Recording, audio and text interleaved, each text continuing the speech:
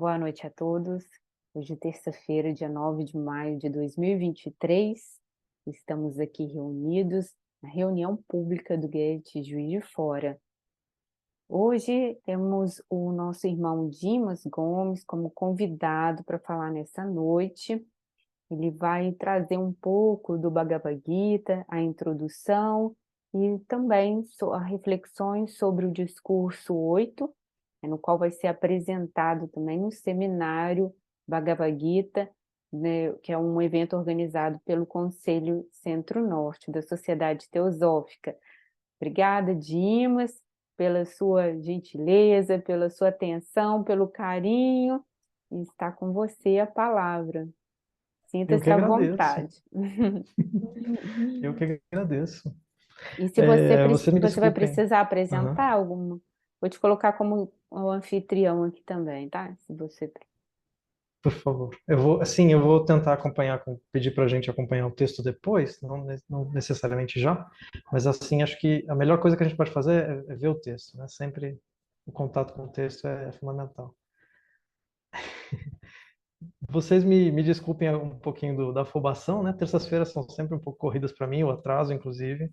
Vou tentar não me alongar demais, especialmente nessas introduções. Acho que eu imagino que as pessoas têm um pouquinho de contato já com a Gita, então acho que eu vou tentar encurtar aqui para a gente ter um pouquinho mais de tempo lá na frente. Não sei se vocês concordarem.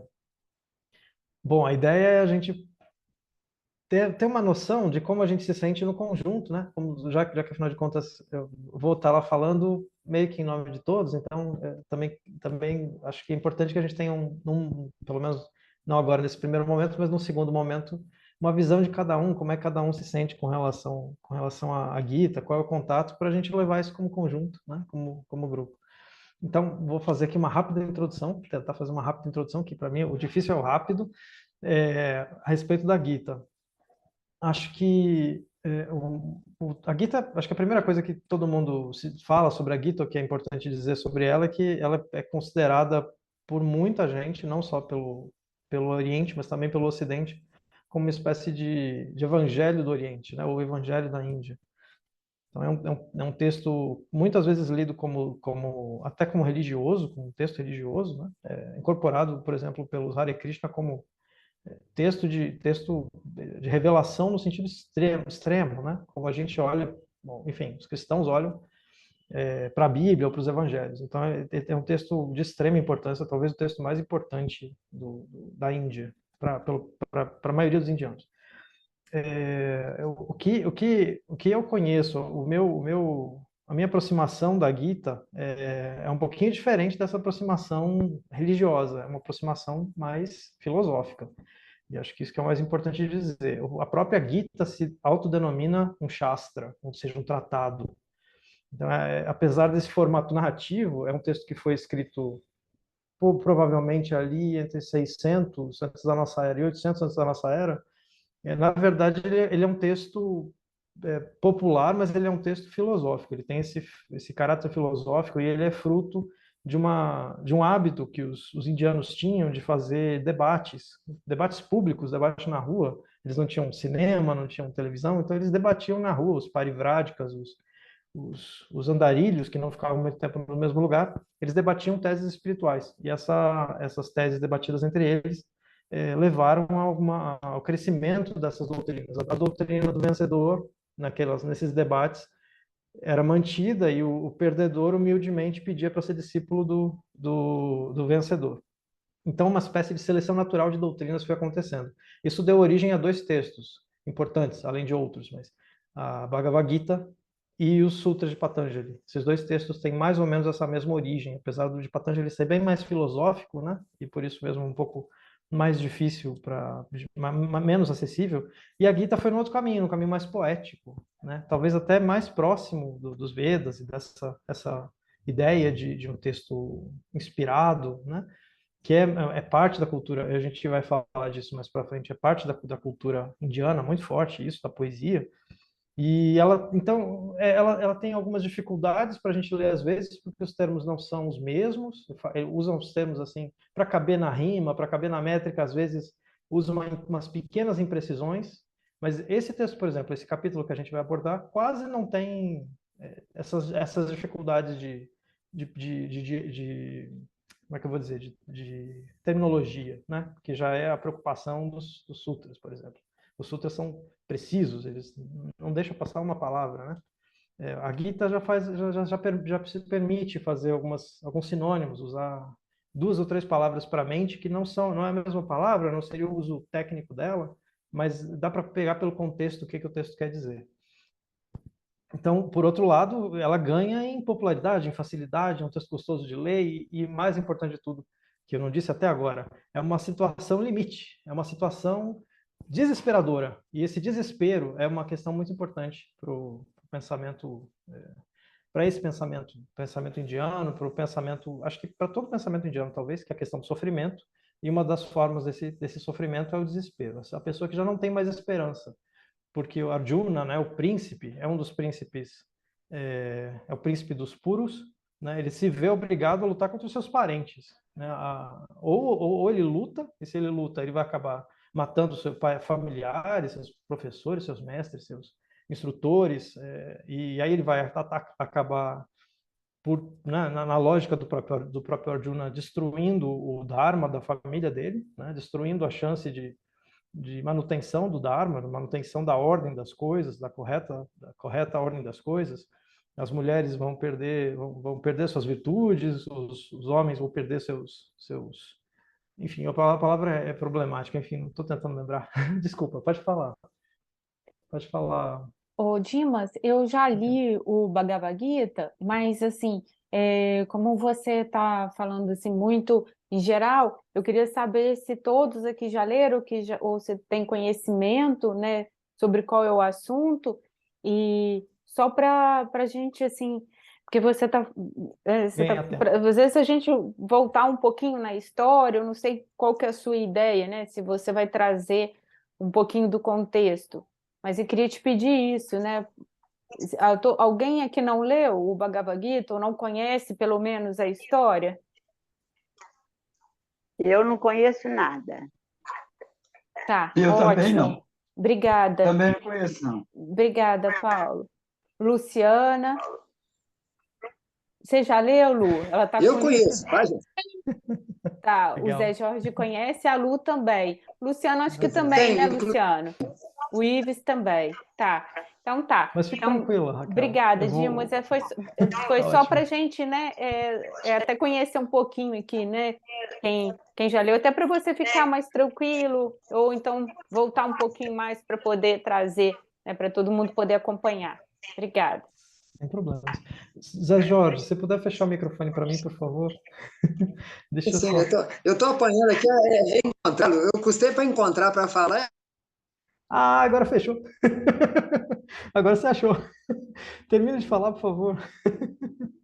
Mas achou o botãozinho? Diga. Ah, tá bem, vamos em frente. É mais ou menos isso já, Raquel, que eu queria chegar. O importante é dizer, então, que os Arjuna e Krishna se veem nesse diálogo. O Krishna, ele é o carroceiro, ele é primo do Arjuna, e o Arjuna se vê nessa impossibilidade de falar, bom, já que eu vou ter que lutar contra os meus próprios parentes, eu não vou lutar. Ele desiste. No segundo capítulo ele diz, não vou lutar, né?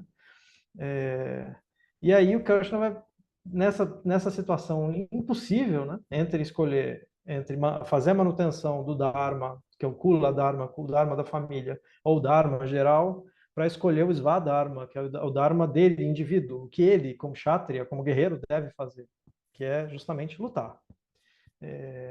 E aí o Krishna vai passar os outros 16 capítulos convencendo Arjuna a lutar, e no final das contas ele luta, né? Esse texto é inserido dentro do Mahabharata, então todo mundo morre, praticamente todo mundo morre, não sobra quase ninguém na história. É uma história terrível, mas ela foi construída justamente para colocar a gente nessa situação desesperadora, limite, e fazer a gente pensar sobre o que fazer numa situação limite. Então é um texto voltado para a ação, é um texto especificamente voltado para o yoga da ação, vamos dizer assim, que é o que fazer numa situação difícil. Então é a sabedoria da ação, essa é a preocupação da Gita. Por isso se utiliza esse cenário de guerra, né? Que tem muitos indícios de guerra histórica, mas isso também não vem muito ao caso, não é muito importante nesse momento.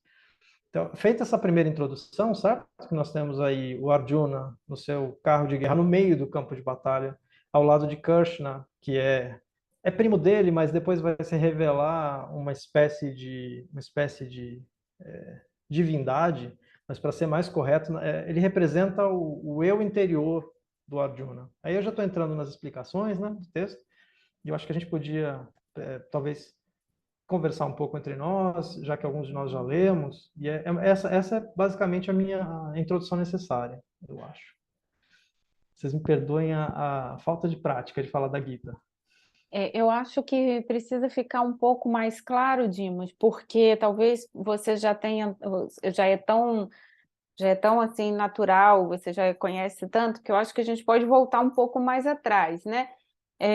Quem quiser me ajudar, Ives, Luciano, tá? Dimas também, Luciana, né? O Bhagavad Gita, né, vai falar de uma guerra, né, que acontece, ela é um relato que é dentro do Mahabharata, que é um outro livro, né, e essa é uma guerra que acontece entre primos, os Kauravas e os Pandavas.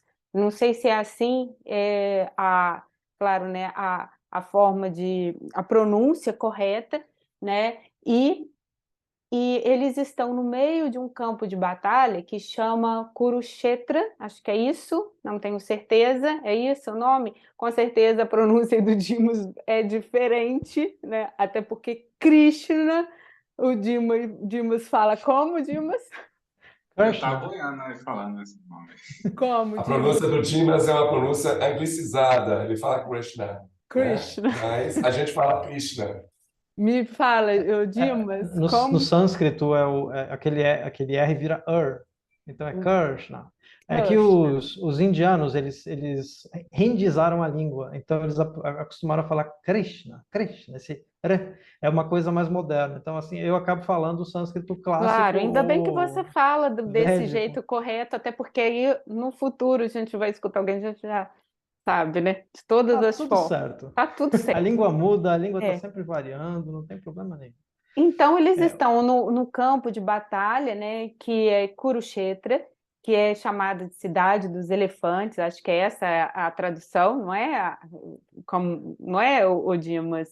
Bom, mas então, Kshetra significa campo, território. E Kuru é basicamente o nome da família mesmo. Talvez tenha a ver com elefantes, mas eu não tenho certeza disso. Kurus é o nome de uma das famílias, que é os Kauravas, é a família dos Kurus. E tem os Purus. Então, os Purus e os Kurus estão brigando, o terreno é chamado de terreno dos Kurus, porque é da família dos Kurus. É isso. e aí essa briga ela vai ser contada no Mahabharata, né? No Bhagavad Gita a gente vai ter esse episódio já, que é esse campo de batalha. E então, no Mahabharata conta toda essa história, né, da disputa entre essas duas famílias, que é uma única família, né, mas são primos, né? Eles não são, bom, eles são assim de mães, não, enfim, né? Acho que agora eu não lembro, não estou lembrada, A história do mas enfim, são Mahabharata, primos, né? isso. A história do Mahabharata é bem longa e tem várias partes. É. O livro 6 do Mahabharata, que são 10 volumes, o volume 6 fala dessa guerra, mas ela é só um episódio dentro da história inteira do Mahabharata. O livro inteiro não é sobre a guerra. É São os. só o livro 6.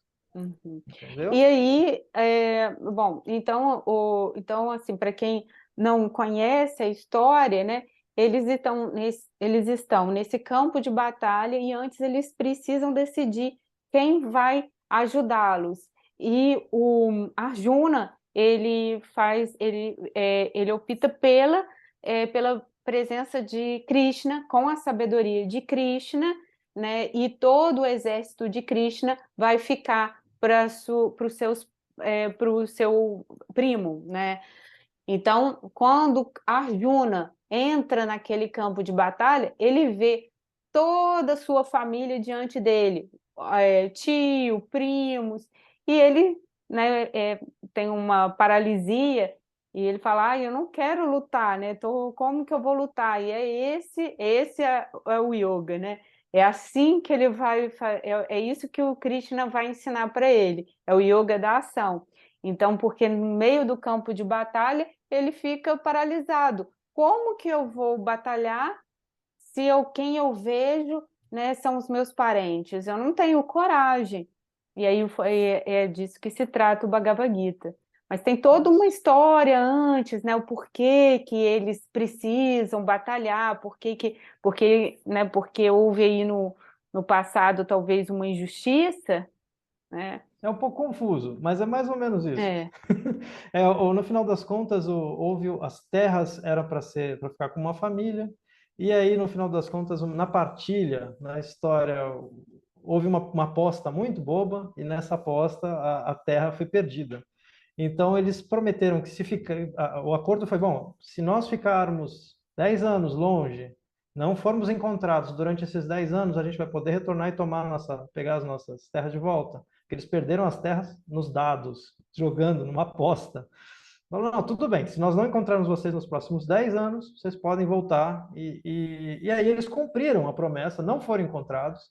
E mesmo assim, o Duryodhana e o lado da família que não está com o Arjuna, tentou, que são os Kauravas, né, resolveram se aproveitar, resolveram, enfim, cheat, eles trapacearam para ficar com as terras. Então, o lado do Dharma está com Arjuna, Arjuna está com o Dharma. Né? Então, ele entra com essa é a questão fundamental no texto. Né? Ele está do lado certo, ele está do lado do Dharma, por isso ele escolhe o Krishna, que também está com o Dharma, sempre. Né? Os exércitos inteiros podem ficar para o inimigo, eu fico do lado do Dharma. E aí ele vai dizer, bom, mas se eu lutar com eles, eu vou perder o Dharma. E ele diz, não, você não tem que seguir o Dharma do mundo ou o Dharma do universo, você tem que seguir o seu Dharma, o Svadharma. E aí, portanto, é uma associação muito importante que a gente tem que fazer entre Yoga e Dharma. Esses dois termos são fundamentais para entender a Bhagavad Gita. Se a gente se afastar desses dois termos, a gente perde o conteúdo, né? Então, é o Svadharma de um lado, que é esse Dharma do indivíduo, portanto, é um livro sobre Yoga nesse sentido, e aí o yoga que a Bhagavad Gita vai ensinar, é o yoga da ação. E aí, mais uma vez aqui, só para fazer um ponto importante, não existem 18 yogas, porque os livros todos são chamados de yoga, e isso dá uma confusão, quer dizer que existem 18 yogas? Não, é um yoga só. Que a palavra yoga originalmente significa ajuste, ajustamento, adequação.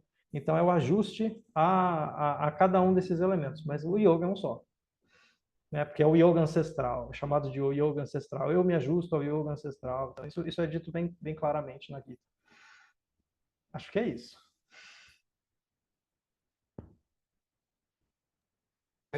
Eu acho que é mais interessante a gente entender o Bhagavad Gita sob um aspecto mitológico, e aí a gente consegue entender, do ponto de vista, extrair a riqueza do texto. Entendeu? Por exemplo, o que representa Arjuna, o que representa Krishna, né? O que é a biga, né? O que são os cavalos, o que é o campo de batalha de Kurukshetra. Então, isso é muito interessante, esses aspectos simbólicos a gente traduzir, que aí o texto passa a ter mais sentido do que meramente uma briga de partilha ou acerto de contos de um terreno perdido num jogo de azar. Exatamente, né? Obrigado. Precisava fazer esse destaque, colocar as coisas no lugar. Justamente, cada um desses elementos não está à toa ali, né? Ele está em cima de uma charrete, e essa charrete é uma metáfora, né? O campo, a gente, por acaso, talvez a gente fosse falar sobre os dois capítulos. Tem um capítulo que se fala sobre o campo, o conhecedor do campo. Se eu não me engano, é o capítulo. Agora eu esqueci, mas a Raquel analisou qual texto que ia ficar com a gente e a gente ficou com o 8, mas o outro texto é justamente sobre o campo. Então, o conceito de campo aqui é a mente, né? Basicamente a mente. Então, é muito importante a gente olhar para a Gita com essa leitura de que tudo que a gente está falando aqui é sobre nós mesmos, sobre como essas metáforas, esses ensinamentos servem para a gente pensar sobre nós mesmos, sobre a nossa própria existência, sobre como a gente se adequa no mundo. Por aí. O que mais, gente? Como é que vocês se sentem a respeito da Gita? Quem já leu? O Ives, se você também quiser fazer mais alguma correção, fique à vontade, por favor. Eu estou completamente afônico e vocês me perdoem se há momentos eu desligar a câmera, porque eu estou tossindo feito cachorro rouco, né? Mas não, eu acho linda essa canção do senhor. Eu li esse livro, uma tradução do Prabhupada, com viés inteiramente Bhakti, quando eu tinha 18 anos de idade, e depois eu vi ler, depois tive uma outra compreensão. Mas é um texto, essas ilustrações são lindíssimas, né? Mas é um texto realmente muito rico. E aqui, novamente, eu chamo a atenção para a poética, para a arte. Somente a arte que pode descrever campos de percepções ou conscienciais, os quais o intelecto, a mente, não consegue captar. Então, daí porque nenhum grande ser deixou nada escrito. E os grandes seres, acima de tudo, eram grandes poetas, né? Então, a arte exatamente tem esse sentido de não só meramente ser um elemento transgressor. Lamentamos aqui a morte de uma grande roqueira da Rita Lee. Eu, por exemplo, fui muito embalado no show nas músicas da Rita Lee. E isso é muito pesaroso para todos nós, porque quando se vai um artista, você perde um pouco o encantamento da vida, porque a arte tem essa finalidade, trazer um certo encantamento a uma realidade, às vezes, muito dura. Então, sobre essa perspectiva do ponto de vista da arte, o Gita, cuja tradução seria Canção do Senhor, né, é um texto realmente muito bonito, né? Então, somente a poética pode nos trazer isso. E aqui não estou chamando a baila Fernando Pessoa, né?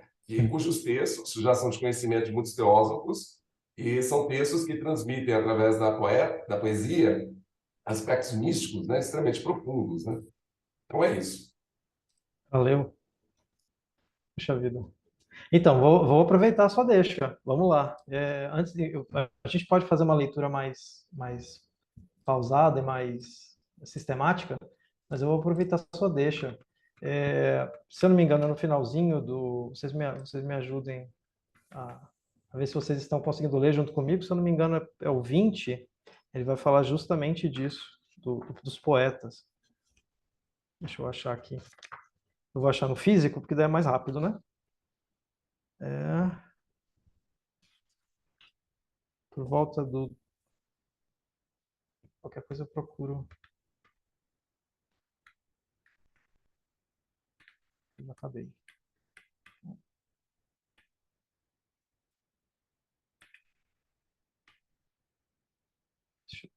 Vocês estão vendo, acho que só vou fazer assim. Fica só o texto. Então, é muito interessante, é o 9. Eu já estou querendo ir lá na frente. A forma como o próprio texto fala disso, né? E eu esqueci de fazer a abertura, que eu deveria... Eu vou acostumar a fazer, vou aprender a fazer. Então, aqui o trecho que ele fala do poeta é esse aqui. É o capítulo 8, né? O verso 9. Aquele que se recorda do poeta, do antepassado, do orientador, mais sutil que o sutil, ordenador de tudo, de aparência inconcebível, que tem o brilho do sol, que está além da escuridão. E tem um monte de coisa aqui. Mas a primeira coisa que eu acho que faz sentido falar é quando se abre, por exemplo, uma fala como essa, se pede, de certa maneira, a inspiração do professor. E não só do professor, do primeiro professor, mas do professor, e assim por diante, nos termos dos Sutras de Patanjali, né, numa linha sem quebra. Se fala que ela não é afetada pelo tempo, né? Até o senhor, o mestre dos antigos, o Ishvara, né? Então, a gente costuma abrir uma explicação, né, uma conversa como essa com Om Shri Guru Bhyo Namaha, que significa justamente isso, aos mestres que vieram antes de nós. E esses mestres são os poetas, os Kavihis, né? O termo que é utilizado aqui no 8.9 é Kavihi, que é poeta. Então, essa referência ao antepassado também é uma referência à poesia, porque esses antepassados aqui é justamente o poeta do Rigveda. Então, são aqueles que escreveram os versos dos Vedas. Vasishta, me fugiram o nome dos outros 9 de uma vez.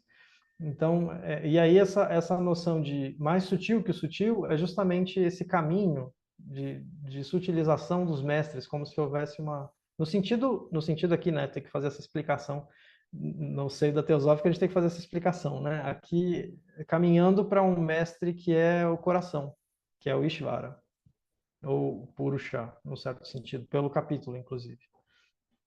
E aí faz todo sentido, que ele vai falar, por exemplo, do brilho do sol, que é Brihaspati, ou Hiranyagarbha. E aí a gente, vou ter que, né, pegar do começo e a gente faz essa amarração. Mas é aquele que tem o ventre de ouro, ou aquele que tem os dedos de ouro, que aí é uma referência a Savita.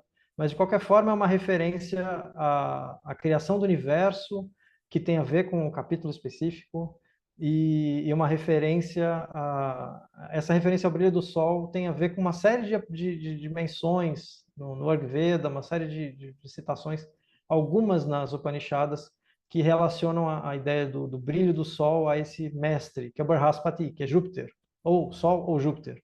Ele é geralmente identificado a Júpiter, mas nesse caso aqui eles estão fazendo associação com dia e noite, até porque o texto mais para frente vai falar disso. Krishna vai falar disso, de dia e noite. É uma forma da Gita falar poeticamente de clareza ou de iluminação possível, né? De não voltar mais, de não encarnar mais, ou de voltar para o mundo, tá? Que seria a escuridão, o modo tamásico ou o modo sátvico. Então tem todas essas referências, uma amarradinha na outra, para falar desses temas.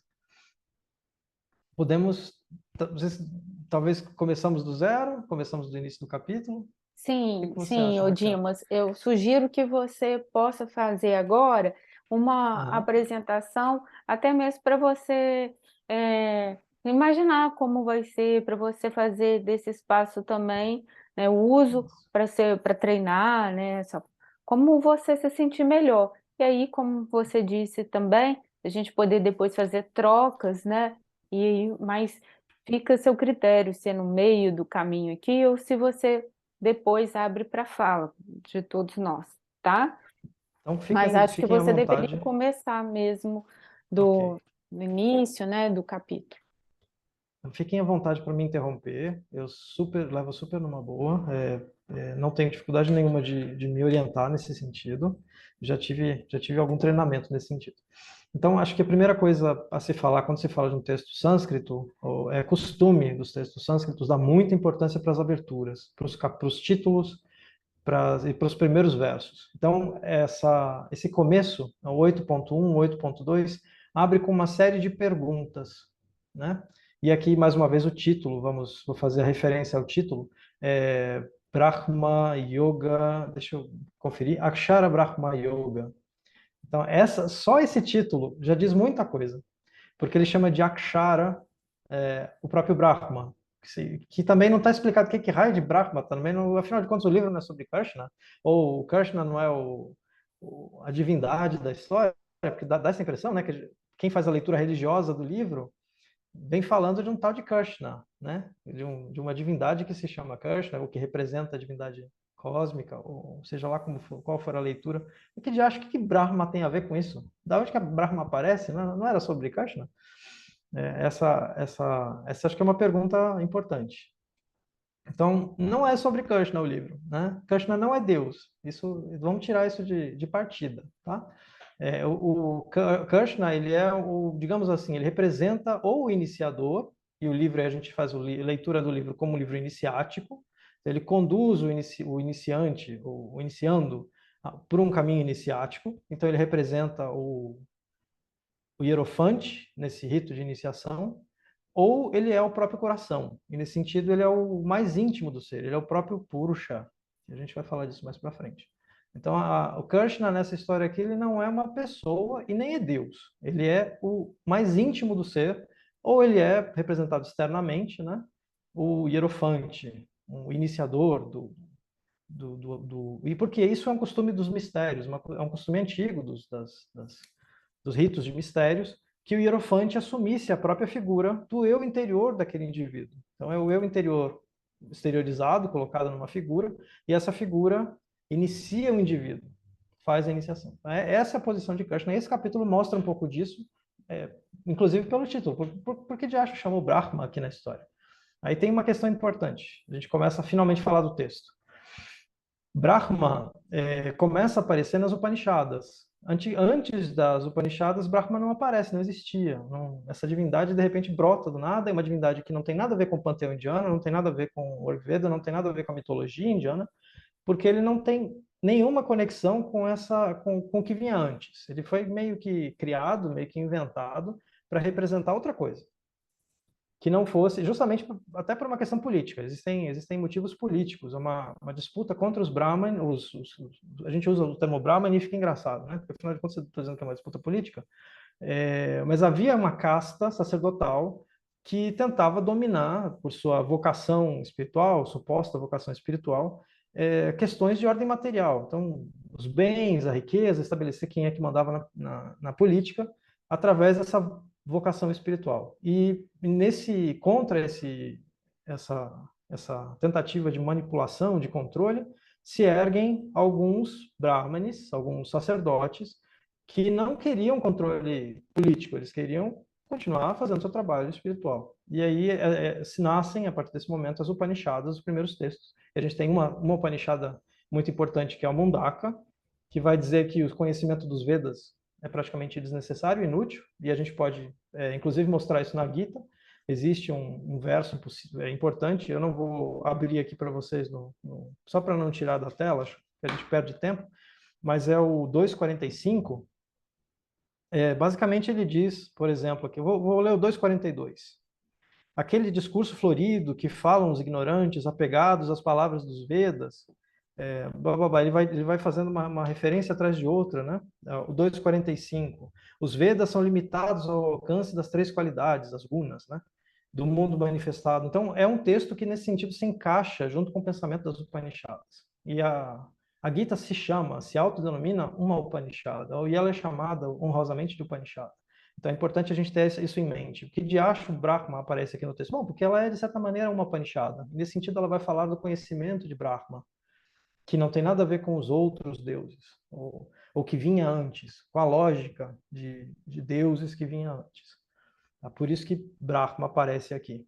E aí, vou falar do título, que eu acho que é importante também. Essa associação de Akshara com Brahma é fundamentalmente uma associação mágica, ou uma associação mítica, uma associação de mantra, porque Akshara significa sílaba, significa originalmente indestrutível. Akshara significa indestrutível. Akshara, né? Aquilo que não pode ser destruído. E aí, o A, nesse caso aqui, é a partícula negativa.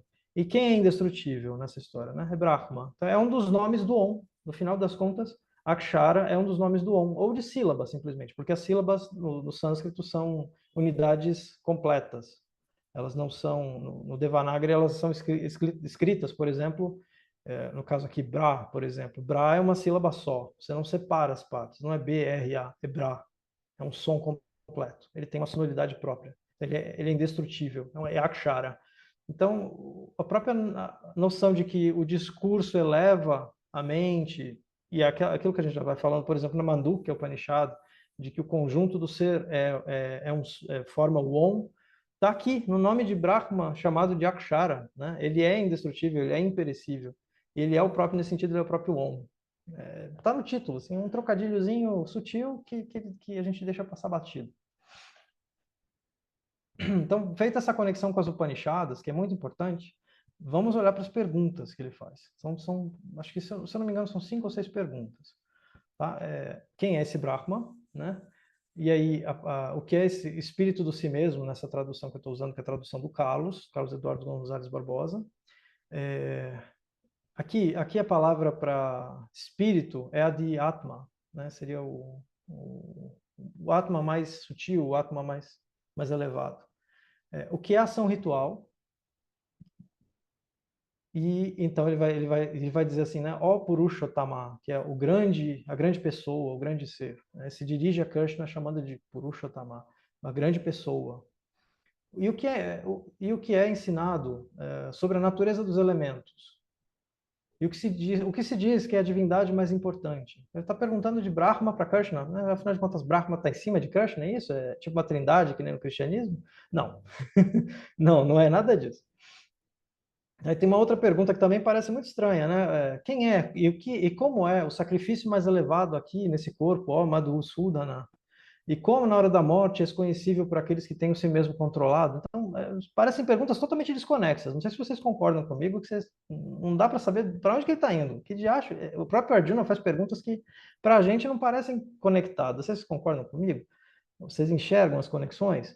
Assim, é muito difícil, né? Você não tá dentro da cultura, do próprio contexto indiano, do pensamento védico, parece completamente disparatado. E a gente precisa fazer, né, refazer essas conexões, como eu fiz ali em cima, tentei fazer sobre dizer que Akshara, o indestrutível, é Brahma, que nesse sentido é Om, ou o eu no interior da gente, ou o eu cósmico universal, que no yoga, no pensamento do Sankhya, é o mesmo. O nosso eu interior e o eu do universo é um só existe um eu por trás de todo o universo.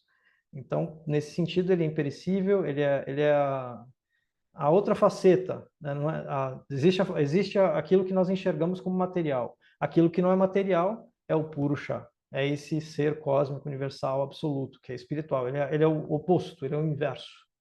Então, tá tudo amarradinho, mas eu vou tentar até que mostrar ponto por ponto. Para falar de ação ritual, o termo utilizado aqui é karma. A palavra usada que o Carlos traduziu por ação ritual é karma, que é ação. O termo, já que a Gita inteira é sobre ação, a palavra aqui é karma. Só que tem que entender o que ação significa na cabeça do indiano, né? Ou do indiano do Vedanta, né? Do fim dos Vedas, né? Ou das Upanishads. Existe essa forte noção de samskara, que é a ação perfeita. Se alguma coisa é para ser feita bem feita, para ser feita com perfeição. Então, o termo karma, ele é necessariamente associado ao ritual. É aquilo que você faz com tantas vezes, com habitualidade, que aquilo se torna perfeito, aquilo se torna uma ação completa, perfeita. Então, a noção de karma aqui, portanto, por isso é traduzido aqui por ação ritual. É a ação na sua excelência. E produz resultado, né? Por isso, a relação com o ritual, ou com o sacrifício. Então, já que a gente estava falando de ritual, né, o que se faz no ritual é o sacrifício. Originalmente, a humanidade fazia sacrifícios de animais, chegou a fazer sacrifícios de seres humanos. Nesse período aqui, os sacrifícios já são relacionados ao ritual do Soma, e já está passando para uma fase em que o ritual passa a ser internalizado. E essa é a etapa que a Bhagavad Gita incorpora, premia a gente, coroa. Essa fase, segundo, por exemplo, Frowley, em que o yoga passa a ser o sacrifício verdadeiro. Em vez de sacrificar leite, coalhada, ou outra coisa, bens no fogo, durante um ritual de sacrifício, então você vai lá para o sacerdote e fala, olha, eu queria ter um bom casamento, eu quero ter filhos, eu quero ser rico, então eu vou sacrificar umas tantas vacas, ou você, né, entregar as vacas para o sacerdote, já que não vamos matar as vacas, mas entrega as vacas para o sacerdote, ou dou um tanto dos meus bens, sacrifico os bens esperando um retorno. E a Gita vai dizer, não espere retorno, faça o seu melhor, dê o seu melhor, mas não espere retorno por isso. Então é nesse contexto que a Gita aparece, num momento de transformação da visão sobre o que é de fato o sacrifício. Que sacrifício é esse? Para quem se deve sacrificar? E essas perguntas todas fazem conexões com várias Upanishadas. Todas elas estão sustentando esse texto. Está por baixo inclusive a estrutura de perguntas. Tá? Eu vou tentar fazer essa nossa conversa com o mínimo de conexões, até por causa do andar do tempo, né? O mínimo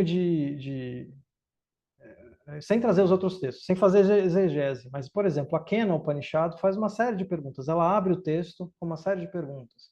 E existe uma conexão com, por exemplo, o Hiranyagarbha Suktam, já que a gente falou do ventre dourado lá mais para frente, no verso 9, que é sobre aquele que tem o ventre dourado, ou então aquele que tem os dedos dourados, que são conexões também com o Ayurveda, então, que também é cheio de perguntas. Se pergunta a quem se deve fazer o sacrifício, a quem se deve elevar as nossas preces.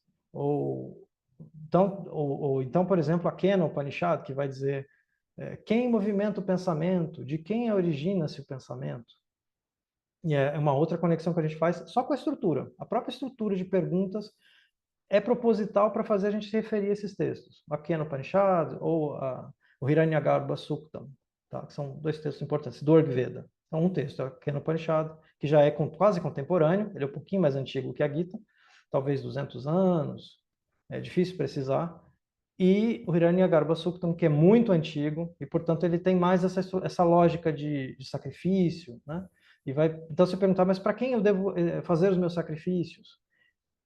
E aí a Kena Upanishad muda a pergunta. Em vez de perguntar para quem eu devo fazer o sacrifício, a Kena Upanishad vai dizer quem move o pensamento, quem projeta a percepção sobre a realidade, quem me faz, no fundo, me mover pelo mundo. E aí a resposta é Brahma, né? A Kena Upanishad responde, é Brahma. Portanto, a gente volta aqui, porque esse capítulo é sobre Brahma. Porque é ele que faz o mundo existir, ou ele que permite que nós existamos. E quem é esse ele? É esse eu universal, que é um só, que é o tal do Purusha, né? Por isso ele é chamado aqui, nesse caso aqui, no verso 1, se pergunta, a Arjuna se vira para Krishna chamando ele de Purushottama, quer dizer, a pessoa suprema. Ele coloca, a resposta está meio que na pergunta, né? Já está dentro da pergunta a resposta. Por isso que eu fiz questão de passar mais tempo mostrando essas perguntas. Porque a gente vai vendo as respostas, vocês podem, com o tempo, lendo o capítulo todo, eu vou tentar mostrar até o 10, mais ou menos, não vai dar tempo de mostrar mais do que isso. Mas aí vejam que essas perguntas estão todas amarradinhas, elas são meio que uma sinopse do que vai ser falado, do texto. Então eu vou tentar mostrar quais são os textos, mas não vou puxar os textos porque acho que não vai dar tempo, acho que vai ser impossível eu mostrar os textos todos. Então, basicamente, vocês conseguem ver, né? Uma listinha aqui. Eu modifiquei de lugar. Vocês conseguem ver aqui o que eu vou fazer diferente. Só um instante. Acho que... Aqui, achei. Pronto. Então, as perguntas mais importantes são essas. Quem é esse Brahma? Quem é o Adhyatma? Ou seja, esse espírito supremo? O que é karma? E quanto à natureza dos elementos, é uma pergunta importante, mas é melhor respondida em outros capítulos. E qual a divindade mais importante? Porque ele ainda faz essa pergunta dentro da lógica do próprio discurso védico, como se fosse uma pergunta politeísta, né? Dentro dessa lógica. Aí a gente tem esses textos, que é a Mundaka Upanishad, que eu tinha mencionado, que fala sobre a diferença entre o conhecimento dos Vedas e o conhecimento de Brahma, né? E aí tem essa referência que eu já fiz para vocês. Eu já mostrei uma delas, pelo menos. Tem trocentas. A Mundaka Upanishad fala muito mal dos Vedas. Os textos começam a falar muito mal dos Vedas, como reação. A Kena Upanishad vai fazer essa pergunta: aliás, de quem vem o pensamento, qual é a origem da percepção. A Chandogya Upanishad faz tem uma passagem que talvez valesse a pena eu tocar nela, para mostrar qual é a relação do sacrifício com, né, por que ele está falando de sacrifício nessa história, né, com o resto das questões que o Arjuna levanta. Então, acho que vale a pena fazer preparar a leitura da gente, em vez de simplesmente passar em frente e ler o texto, que seria talvez o caminho mais natural, né? Então, a Chandogya, ela apresenta uma série de meditações. E essa primeira meditação que eu vou mostrar, vou ler rapidamente, mas vou tentar, não adianta de querer ler tudo, mas dá para tentar mostrar o que ela quer dizer. Então, o texto diz mais ou menos assim, que a seiva das plantas, ou a essência das plantas é o homem. Uma afirmação estranha, né? A essência das plantas é o homem. A seiva do homem é a fala. A seiva da fala é o Urg, é o verso, né? Por isso o Urgveda, né? É o verso do Urgveda. A seiva do verso é o canto e a seiva do canto é o Om. Parece completamente enigmático, né? Mas essa é bem uma lógica indiana, um modo de pensar sobre as coisas que ajuda a gente a enxergar mais longe. A ideia é que se medite sobre isso. Então, o que há de mais elevado ou de mais puro dentro do ser, do indivíduo, mais verdadeiro dentro do indivíduo, para usar uma palavra mais correta, o satyam, né? Aquilo que faz uma coisa ser o que ela é essa noção de raça, que eu estou traduzindo aqui por essência. A palavra no original é raça. Então ele vai dizer que a seiva das plantas é o homem, porque se fazia o ritual do soma, a ideia de se aproveitar a energia de elevação das plantas, que não é uma energia, não tem nada não tem nada de droga na história, não tem nada de psicodélico, não tem nada disso. A ideia é que se aproveitar essa força de ir em direção ao alto através desse ritual que era feito, o tal do ritual do soma. Então, essa força de elevação é uma energia sutil, uma ideia de algo sutil que a própria planta carregava. Então, o espírito dessa força de elevação permitia que a pessoa fosse um poeta. Daí retomamos aqui a fala do Yves, né? Transformava a pessoa num cave, num poeta. Então, é essa força de elevação que eles, né, os védicos, os povos védicos, iam recolher através do ritual do soma, espremia a planta junto com coalhada, com outras coisas, extraíam um suco que era basicamente um suco de planta. É como a gente faz um floral. Não interessa qual é a substância, o que interessa é a parte sutil daquilo. E aí, com essa seiva sutil, que não é a seiva, que acompanhava, de certa maneira, essa beberagem, se buscava esse estado de inspiração. Então, se buscava o que há de mais elevado na gente. Então, essa é a ideia que está por trás dessa frase. Então, a essência das plantas é o homem. Então, o homem é esse ser que procura o alto.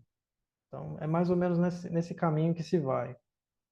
E a essência do homem é a fala. E aí nós retomamos aquilo que nós estávamos falando a respeito de Brahma. Então, o Om, se ele é a fala, né, o discurso é o que nós temos de mais elevado, porque nós transmitimos apenas informação, a gente não transmite matéria pela fala. É pura vibração, é pura informação.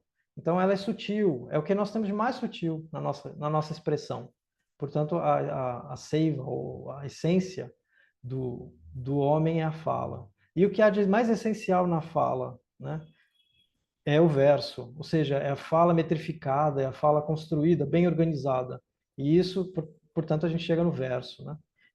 E a essência do verso é o canto, porque afinal de contas eu estou fazendo uma referência, estou lendo um trechinho da Chandogya Upanishad, que fica dentro do Samaveda, que é um livro de cânticos, basicamente. A forma como eles procuravam a elevação, né? Essa elevação espiritual e tal, está dentro do Samaveda. Então, o Saman é a forma mais elevada do canto, né? É um tipo de canto desse Veda em particular. E a seiva do canto é o Om. Então, é buscar a essência da essência, o sutil do sutil, do sutil, do sutil. E esse caminho de buscar o sutil é a lógica que se constrói aqui, por exemplo, na Chandogya Upanishad. É essa lógica que está por trás, que faz a gente conectar o sacrifício, né? Por que ele está falando de sacrifício? Né? Porque, afinal de contas, durante o sacrifício, você obtém aquilo que, pelo menos essa é a ideia dos povos antigos, o fogo destrói o que é perecível, e aquilo que é essencial sobe para os deuses. Essa era a ideia original. Então, se obter, através do sacrifício pelo fogo, aquilo que é mais essencial da coisa, é o caminho da purificação. E aí a gente deixa de falar de uma purificação pelo fogo para falar de uma purificação de nós mesmos. Então, a gente internaliza essa chama ritual, essa purificação pelo fogo, pelo esforço, né? E aí esse ritual, esse sacrifício é interior, deixa de ser exterior, passa a ser interior. E eu mencionei aqui também a Isha Upanishad, que é também importante. No caso aí, são os versos 10 e 12, mas só para fazer a referência, aquilo que eu já tinha falado sobre o Om Guru Bhyo Namaha, que é a abertura do texto, que é a referência ao guru dos gurus. Tô vendo que tem uma perguntinha aqui. Ah, que ótimo, obrigado, viu, Raquel? Então, acho que mais ou menos eu consigo mostrar aqui, tentei mostrar para vocês por onde que a gente está indo. Eu vou tentar modificar a tela. Eu tenho que fechar primeiro. Não sei se eu estou sendo muito claro na minha explicação. Vocês podem, por favor, sejam críticos comigo. A ideia é essa.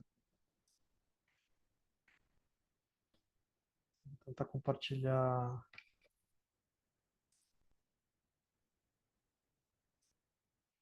apenas o texto.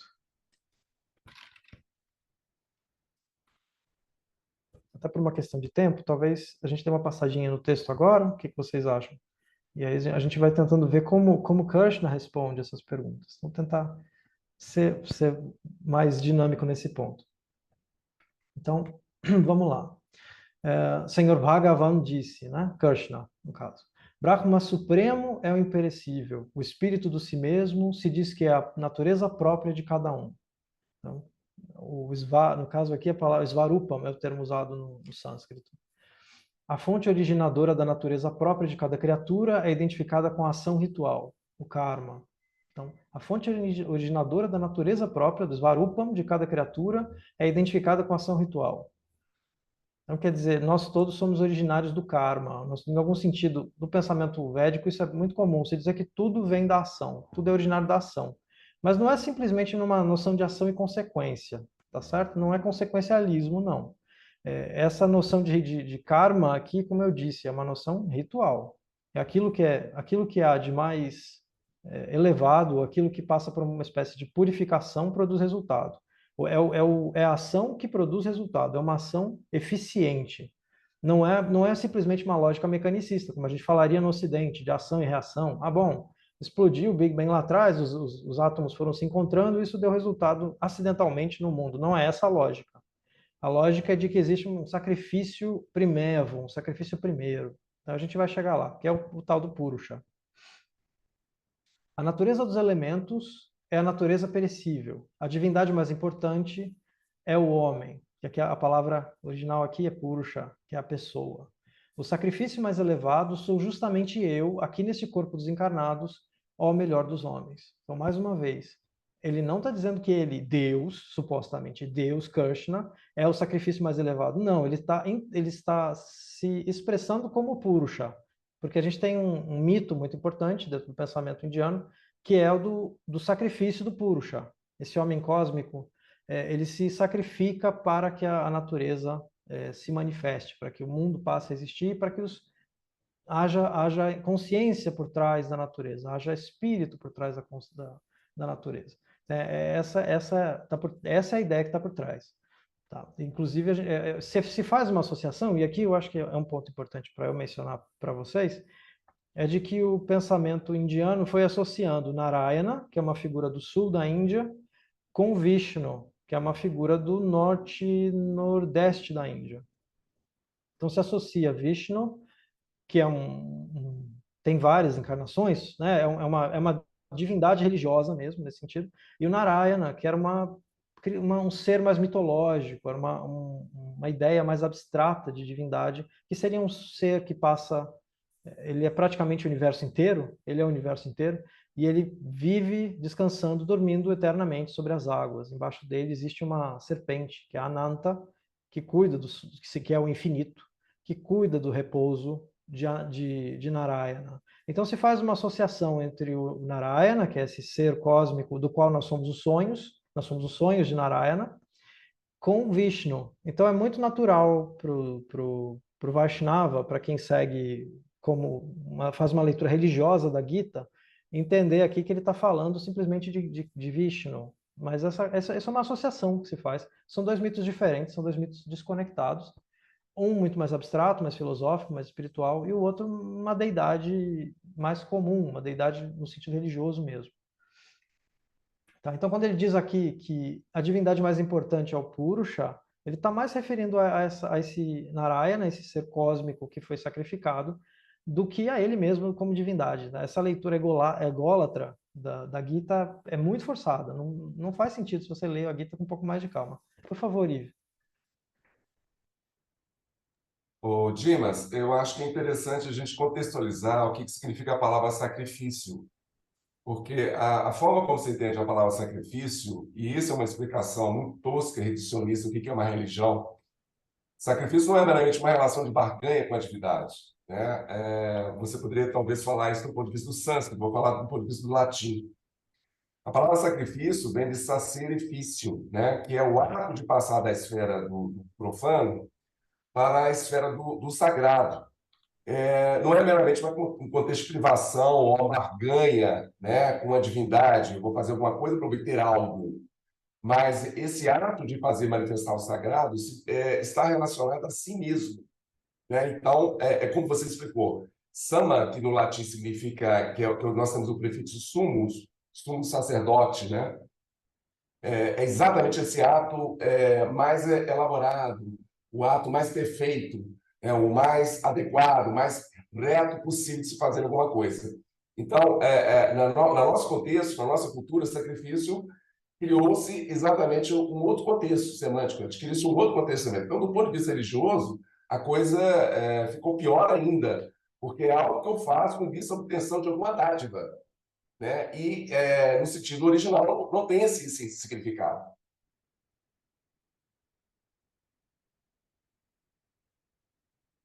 Maravilhoso, exatamente. Muito obrigado. É isso aí.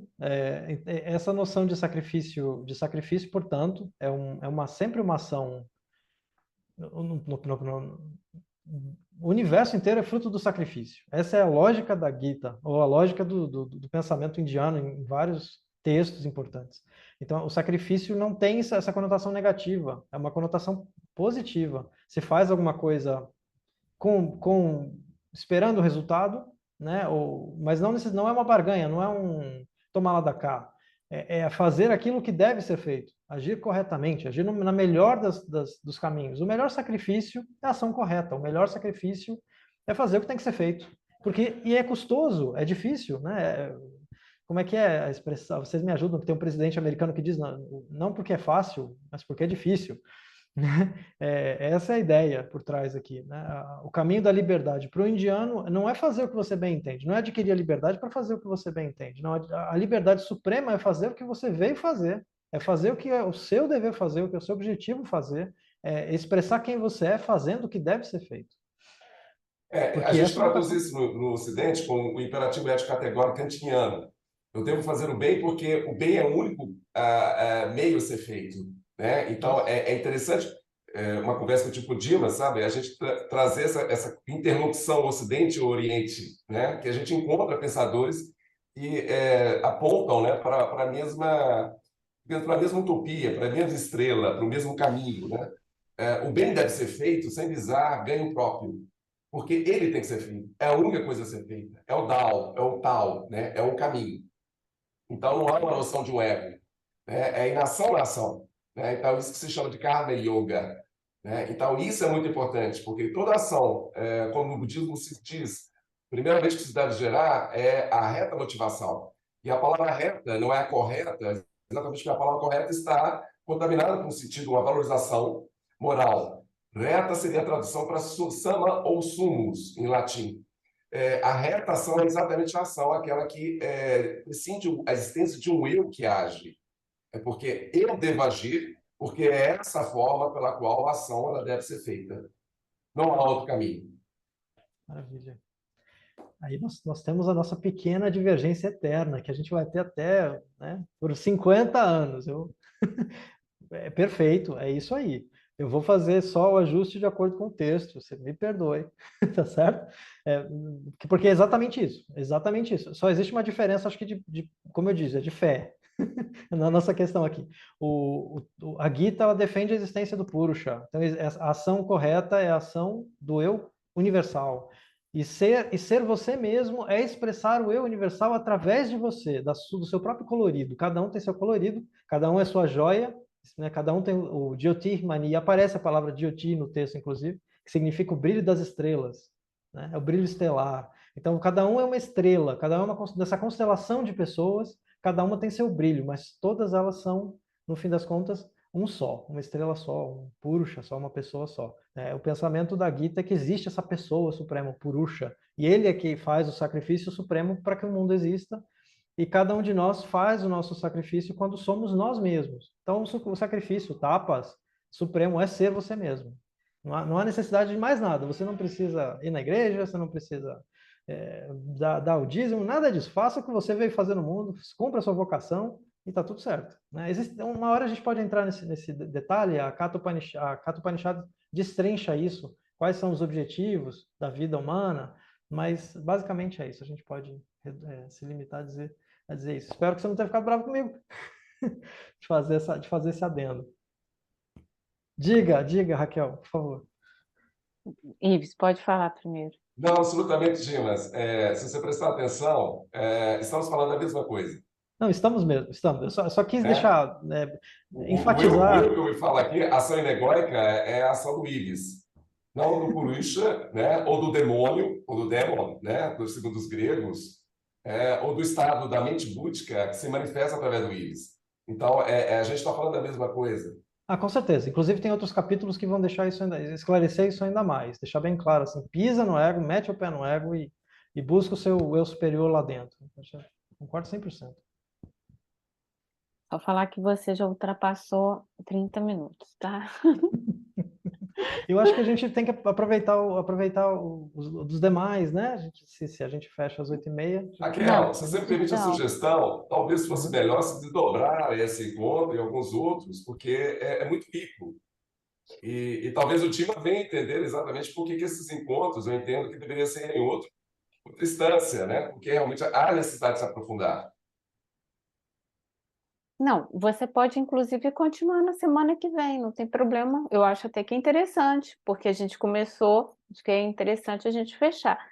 Mas como a gente também tinha, né, esse propósito de servir também, né, como uma prévia para a sua apresentação, então eu estou apenas aqui, né, sendo essa, né, juíza, regulando esse tempo, entendeu? Mas de Raquel, forma a alguma tem. apresentação do Tima será de quantas horas? Pois Claro, de quanto tempo? é 30 minutos, tá? É Por uma isso que, dissertação, meu caro. tá? Então, Dimas, é só para. É claro que a gente está aqui, né, entre amigos aqui, né? É claro que você pode tomar todo o seu tempo, todo o tempo aí que você precisa, mas, né, para o evento lá, como tem 30 minutos, e a gente estava utilizando hoje aqui também, né, e podemos continuar semana que vem, para você refletir sobre a sua fala, então quero dizer que você não conseguiu chegar nem no 10º, né? Não é? Você não conseguiu hoje falar, não chegou na. Você parou aonde? Acho que você Eu falou diria foi que, até eu diria que eu acho que eu devia aproveitar melhor o texto, porque eu cheguei atrasado, inclusive. Então eu queria tinha que aproveitar melhor o texto da Gita mesmo, e eu queria mostrar os textos das Upanishads, mas como eu estava já querendo, realmente foi mais. Obrigado por fazer esse papel. Acho que faltaria mostrar o final do capítulo, mas assim, pela minha fala, o conteúdo eu dei, mas não foi da melhor maneira. eu estou contando os 30 minutos a partir do momento que você começou realmente a apresentar, tá? Eu acho assim, cada um pode dar aqui a sua opinião, como a gente faltam só 6 minutos. Você quer fechar antes de cada um trazer a reflexão? Apenas você quer fechar Eu o que. Isso. Acho que o importante porque a gente está falando do capítulo de Brahma em particular. São duas coisas para deixar claro, né? Quem é Brahma nessa história? Então, mais ou menos isso a gente conseguiu chegar, né? Não é uma divindade exterior, não é uma divindade é quase uma divindade artificial para se pensar a respeito da natureza do eu, certo? Acho que isso é importante. E aí fazer essa conexão com o Purusha, que a gente pode ver aqui, por exemplo, no verso 10, que eu estou mostrando para vocês, essa noção de homem divino supremo, o Tama Purusha, ele é chamado, Krishna é chamado de Purusha Tama lá em cima, então é por isso que até fiz a brincadeira com o Yves a respeito dessa noção. Eu não sei se eu falo Yves ou Yves, mas porque para mim soa muito francês seu nome, e talvez Ele é dizer aqui, purista. O Dimas é extremamente purista. Eu devo falar Dimas Gomes? não faço Do jeito que ideia, você quiser, meu não faço ideia. querido. Tá ok, obrigado. E aí, olha, vejamos aqui o 13, só para fechar. Ele vai aparecer aqui, ó, pronunciando Brahma em uma sílaba. O Om, lembrando de mim, aquele que segue assim, abandonando o corpo, vai para o caminho supremo. Tá? E aí, provavelmente, aqui é o Tama Marga, o Adi Marga. Então, a gente fecha o conteúdo mais importante aqui, que o Om é Brahma, ou Brahma é Om. E é isso. Bom, eu queria ter uma parte, Raquel. Eu estou mandando para todos vocês um link no YouTube de uma música linda, extremamente devocional, sobre Krishna. Ravi Shankar, um grande compositor indiano, lamentavelmente já falecido, com a produção de George Harrison, né, um dos Beatles. E é uma música linda que eu estou mandando para todos vocês, depois vocês escutem. É uma música devocional a Krishna, ou Krishna.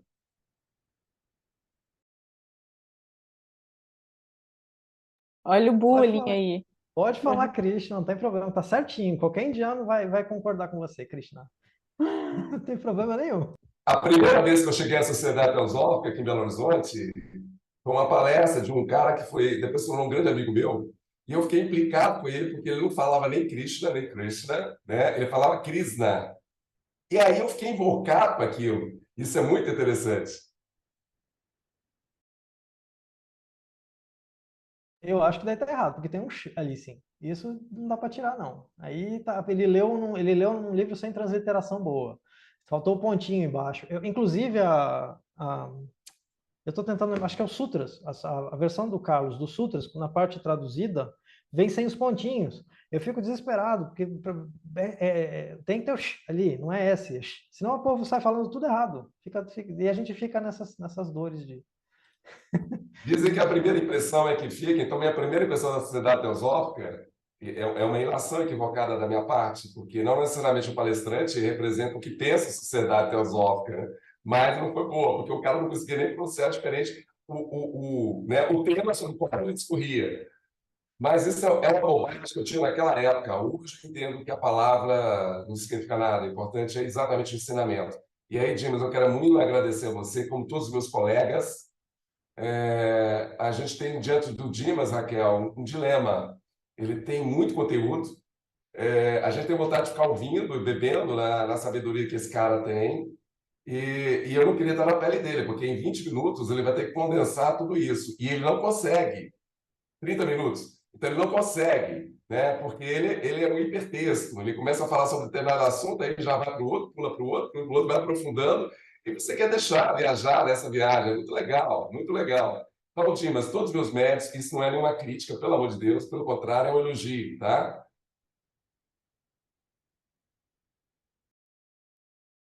Eu gostaria de fazer uma pergunta para o Dimas. Já encerrou? Não, pode Luciana, falar, por Lu. favor, pergunte. Estamos ouvindo. Eu pensei que tivesse já encerrado o tempo. Ô, Dimas, eu gosto demais desse tema, né?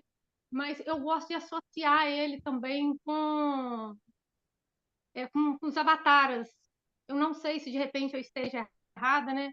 Porque assim, a ideia que muitos têm quando a gente desconhece totalmente é que um peixe, né, seja revoltante, uma imagem de Deus nisso aí. Mas é a primeira descida, né, de Vishnu, né? Tem a ver com isso? Essa interpretação eu poderia estar assimilando dessa forma? Tem tudo a ver, só que você precisa fazer o ajuste da interpretação. O peixe não é nada baixo. O peixe é uma das interpretações mais elevadas de Brahma. Sim, mas é a primeira descida, né? Então, os 4 Vedas, eles falam que a primeira interpretação que veio, né, com o dilúvio, né, e o peixe veio para salvar as escrituras sagradas, que são os 4 Vedas. Então, eu gosto de me basear toda vez que eu pego algo para ler, eu gosto de ir nesse tema, que eu acho que dá uma, sei lá, eu acho que dá para se apoiar mais, sabe? Não sei, eu tô com algo aqui que depois, não sei. Você está sendo bem indiana, super indiana. Eu quando estou com um probleminha na minha vida, eu lembro de uma história. Vale a pena, eu acho que vale a pena.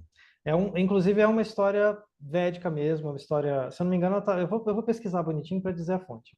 Mas é uma história popular, inclusive. Ela é contada nas ruas. Então, se diz que o pescador foi lá no rio e pescou um peixe, o peixe não foi parar na rede dele, né? Falou, me proteja, que eu te protegerei. Me proteja, sou um peixinho pequenininho, querem me comer no rio, me protejam. Então, ele foi lá, recolheu o peixinho, botou no balde, deu de comer para o peixinho, de repente o peixinho já não cabia no balde, levou para casa, não cabia no balde, ele botou no barril, já não cabia no barril, ele botou na banheira dele, não cabia na banheira, ele botou no lago, Ele já não sabia, ele foi alimentando o peixinho, foi crescendo, crescendo, ele falou, bom, vou ter que te levar de volta para o mar, né? Deu um jeito ali de fazer o peixe voltar para o mar. Aí quando ele chega no mar, ele vira pro pescador e fala, eu sou o Brahma, e você me protegeu e eu vou te proteger de volta. Então nós todos temos um peixinho interior, que mora aqui no coração, que está nadando dentro do nosso aquário interior, e essa é uma das metáforas para mim mais bonitas. Quando eu me sinto muito mal, quando eu me sinto muito, né, eu volto para o meu peixinho interior. Ah, ele ainda é um peixinho, mas eu vou alimentar ele e ele vai crescer.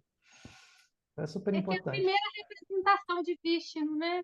Que a vida forma. Por isso que eles falam que Avatara de Vishnu, que é o segundo logo, e não do terceiro e do primeiro. Eu consigo me situar melhor dessa maneira, senão eu começo devagar muito na poesia, entende?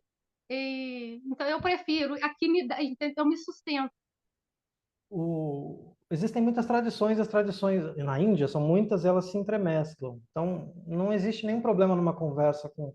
Eu fiz até essa provocação, ou coloquei essa barreira, né, de falar, olha, por que a gente está falando de Brahma dentro do livro aparentemente sobre Krishna? Mas isso para o indiano isso não é problema. O indiano conversa, se você, eu sou Shaiva, mas eu posso estar conversando com uma pessoa que é Vaishnava e isso não vai ser problema nenhum. Inclusive, por exemplo, para mim, um dos grandes mitos eu sempre erro o nome dele. Eu vou precisar olhar de novo. Oh, meu Deus.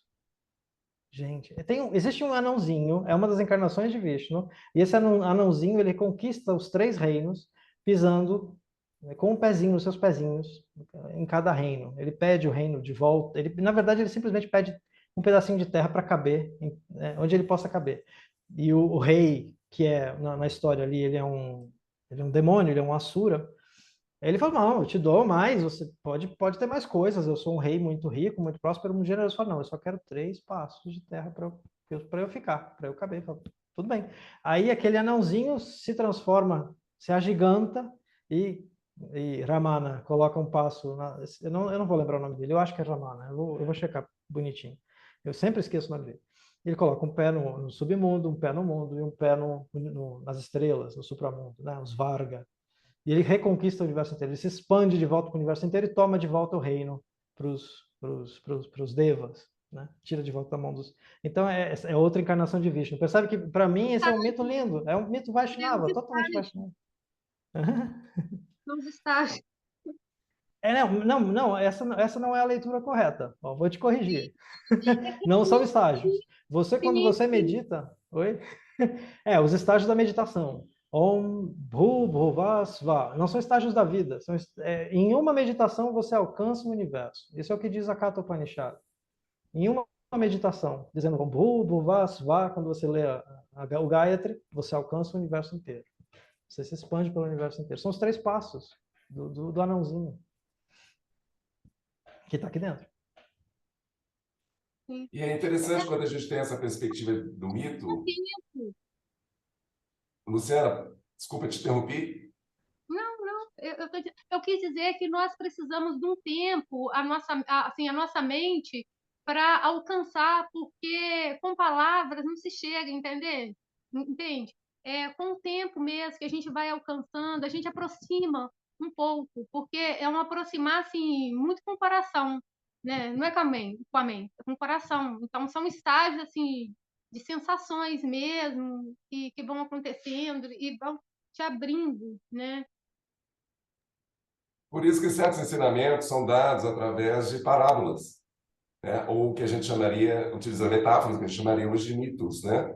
Por exemplo, quando o Dimas mencionou esse aspecto dos 3 reinos, se você tomar como referência as culturas ameríndias, né, dos povos originários que habitaram essa terra, a árvore sagrada chama-se a árvore Sumaúna, que é uma árvore que alcança mais de 70 metros. Se você deixar, e existe um exemplar dela aqui no Horto Florestal de Belo Horizonte, é uma árvore lindíssima. O tronco para você abraçar a árvore, você vai abraçar mais de 20 homens.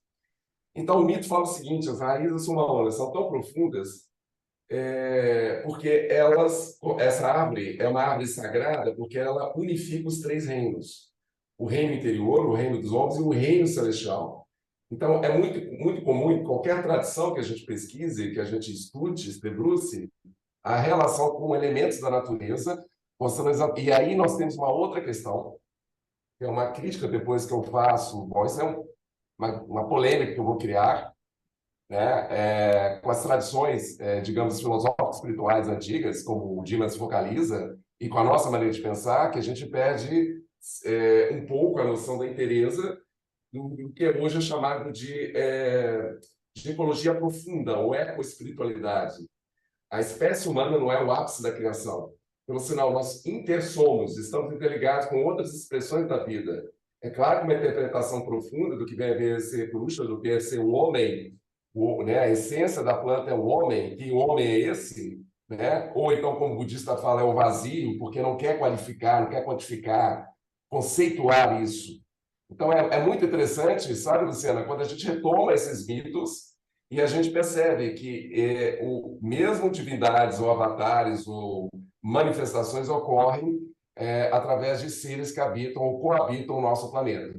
E essa ave Sumaona, só para fechar, vocês podem pensar naquele filme Avatar. Aqueles povos de pele azul, que esqueci o nome deles, naves, né? Eles se unem sobre uma árvore. E o planeta, o culto, toda a ritualística, né? E o mito deles se consubstancia através da preservação de árvores, através da preservação da natureza de uma árvore sagrada. É muito interessante quando a gente retoma isso em filmes que são mitos modernos, que nada mais, nada menos são ressignificações de mitos antigos, ou arcaicos ou primeiros. Aí eu aproveitei a sua deixa para mostrar, fazer a propaganda do capítulo 15. Olha só. Dizem que existe uma figueira sagrada imutável, com raízes para cima e ramos para baixo, cujas folhas são os versos sagrados. A Gita, ela dá uma modificadinha, ela dá uma maquiada no mito, que é mais bonito na versão original, e eu vou ter que lembrar onde está, porque eu simplesmente esqueci. Mas existe, esse mito ele é mais... Ah, está na Kata Upanishad. É mais bonito na Kata Upanishad, capítulo 16. No capítulo 15 da Gita, ele aparece com algumas modificaçõezinhas para encaixar assim na estética da Gita, no pensamento da Gita, mas existe também aqui a árvore cósmica. Está aí a sua árvore cósmica. Faça a leitura. Eu vou fazer assim, eu ia colocar só o capítulo 8, vou colocar o capítulo 15 também, para todo mundo ler. Que tal? A tradução do Carlos no PDF, mando para todo mundo. Espero que vocês gostem. Sim, claro. Achei que você estava falando, vou até apresentar junto lá, aproveitar e apresentar o 15 junto com... Tá lascado, né? A gente não tem tempo nem para o 8, né? O problema do 8 é que ele junta conceitos que são meio que externos à Gita e ele remete às Upanishadas todas. Aí eu fico meio sem saber o que fazer, se eu finjo que isso não acontece, se eu mostro o texto, se eu só menciono, não sei para que lado correr, não sei. E ainda mais com pouco tempo, você me deu umas 3 horas para trabalhar. É exatamente o que o Ives falou, né? Você tem muito conhecimento, né? E aí você está preso, né? Isso é meia hora, fica complicado. Bom, Dificuldade de síntese, é isso. Esse é o desafio. A gente caminha hoje, Dimas, Raquel e todos nós, né, para o caminho da síntese. A gente conseguir falar pouco, explicando mais, ou menos é mais, né? Não é nenhuma crítica, Dimas, por favor, né? Mas é um desafio que todos nós temos. E aí a gente cai também no problema do reducionismo, né? Será que eu passo batido, não vou? Isso é muito importante ressaltar esse ponto, mas esse ponto vai me demandar uma hora de explicação. É por isso que esses ensinamentos eram dados a discípulos, né? Que ficavam anos e anos aos pés do mestre. Então vou fazer a minha contribuição, é o meu meme para a nossa conversa, certo? Isso aqui resume a filosofia indiana. Certo? A gente tem o fogo embaixo, que é o fogo do sacrifício. Ah, eu vou fechar aqui o compartilhamento. Stop share. Então, vamos lá. Aqui nós temos o fogo do sacrifício, tapas. Aqui a nuvem para representar Indra, ou o pensamento, a mente, né? Então, que é o corpo, a mente e o espírito. Ou o sacrifício, os pensamentos e a mente elevada, o sattva, certo? Então, o rajas, tamas, rajas, sattva. Então, aqui esse é o meu resumo. Eu posso chegar lá e mostrar essa folha e ir embora. Tá bem? Eu sempre No gosto de lugar do fazer fogo, eu desenho, estou vendo Lotus. eu fiz rapidinho. Eu geralmente faço com lápis uma caneta vermelha, faço com mais capricho. Eu aprendi a fazer esse desenho no Ang. Eu tenho uma vontade desesperada de usar desenho animado para falar de yoga. Vocês já assistiram Ang? Eu adoro. Já que você gosta de budismo, você vai adorar. Ele tem um jeito de representar o fogo que é mais ou menos esse, mas a minha representação ficou horrorosa, né? Eu não sei se eu vou conseguir fazer melhor, mas é mais ou menos isso. Ficou muito parecido, não dá muita diferença não. Tem o reino do fogo, né? E lá eles têm a coroa e tal, toda simbologia em torno do fogo. E é muito legal por causa disso, são 4 reinos e cada reino tem a ver com a pegada de cada um. O Yang é do reino do ar, né? Ele é o mais espiritual, o fogo são os mais briguentos, então tem tudo a ver, tem tudo a ver. Você aprende yoga assistindo desenho animado. Então, Seria muito irmãos, bom, né? Eu acho que a gente precisa disso, porque por mais que a gente tenha hoje está muito aberto, né? As pessoas estão muito perdidas, estão assim buscando yoga com outro intuito, né? Canalizando para o chakra fundamental. Isso não é legal. Então isso cria assim uma corrente é, ruim, né? Que podia assim dar uma acelerada para que as pessoas pudessem se comprometer mais com a vida, se comprometer mais com a natureza, com tudo, e isso afasta, porque elas continuam, entendeu, buscando, como se diz, desejando, prazer, entende? Então, essa parte da gente mais elegante, mais sutil, não aflora, cara. Né? Que eles esquecem que é o chakra do coração, né? Na verdade, o chakra do básico é o chakra mais importante, o mais sagrado. E não tem nada a ver com putaria. Não, Desculpa a palavra. Mas não. o Lam, é o chakra do Dharma. É onde você se sustenta. Ele é a base da coluna, é a base do ser. Ele é quatro pétalas, né? Cada uma com uma sílaba. Não é à toa que ele está relacionado ao osso sacro. Exato. É o mais Mas sagrado. então eu tô muito confusa, porque para mim a gente tem que focar sempre no chakra do coração, né? Sim, mas você precisa de base. Você não consegue construir um castelo sem ter fundação. Você não consegue construir uma igreja, não consegue construir o pináculo sem as fundações. O chakra básico é o primeiro. Esse é o método do Tantra. Faça uma boa fundação. Ergue o segundo andar. Ergue o terceiro andar. Então, tudo começa pela fundação. O problema é que as pessoas fazem a fundação errada. E aí elas saem do Dharma. Essa é a ideia. Você tem que... A sua sustentação tem que ser em você mesmo. Compreendi. É porque hoje tem muitos mestres aí buscando, né, para mexer com a Kundalini, né, para outras coisas, né? Então, sei lá, eu acho que isso desvirtua demais se a pessoa não. Na verdade, as pessoas não têm norte, né? Elas buscam por outro interesse, né? Por interesse próprio. Não vem a ser o nosso caso aqui, assim, que eu percebo, para mim não é, entende? Porque Eu acho eu que busco. eu resumo isso hoje em dia dizendo o seguinte: é o que você tem dentro da sua cabeça é o que você é. Então eu ando na rua e penso, o que é que essa pessoa tem na cabeça? Não, não tem nada na cabeça. Eu já sei que aquela pessoa não tem nada na cabeça. E é isso que você faz. É o que a Hatha Yoga Pradipika diz. Onde anda o vento, anda o pensamento. Ou onde anda o prana, anda o pensamento. Onde anda o pensamento, anda o prana. Não adianta você querer despertar a Kundalini se o seu prana é sujo, se o seu prana é negativo, se o seu prana é contaminado. Purifique o seu pensamento, você vai purificar o seu prana. E aí que a gente faz a diferença. irmãos, já são 8h45, vamos fechar. Dimas, você gostaria de fechar com alguma meditação? Com algum encerramento? Posso tentar, faz um tempo que eu não faço isso. Obrigado, agradeço a possibilidade.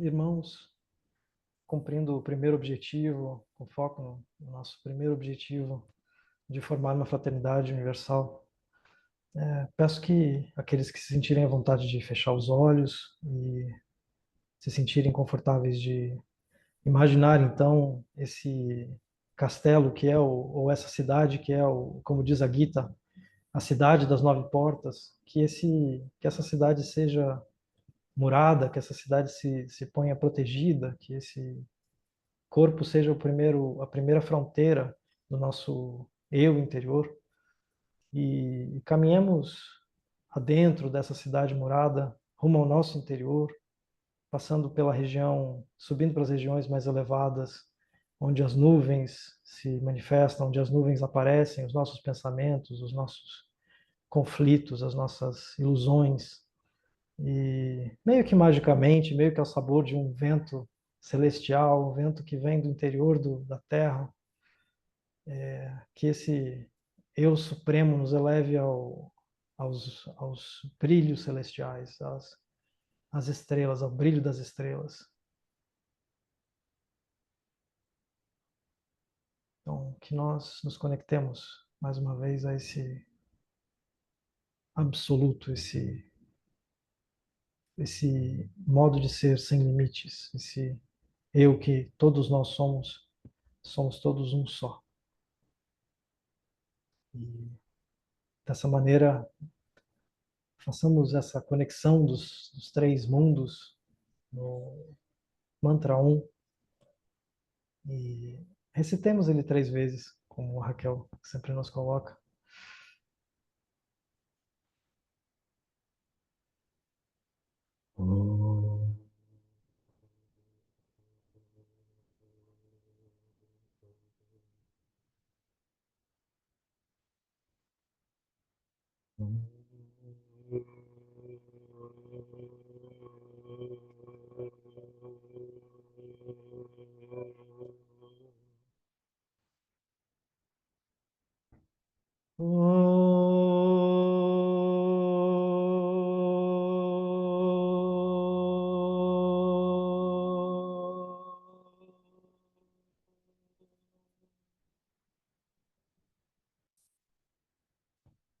Namastê. Om Guru Bhyo Namaha.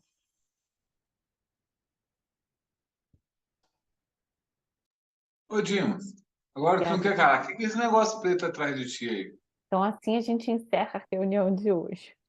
Obrigada, Dima. Não, mas o Dimas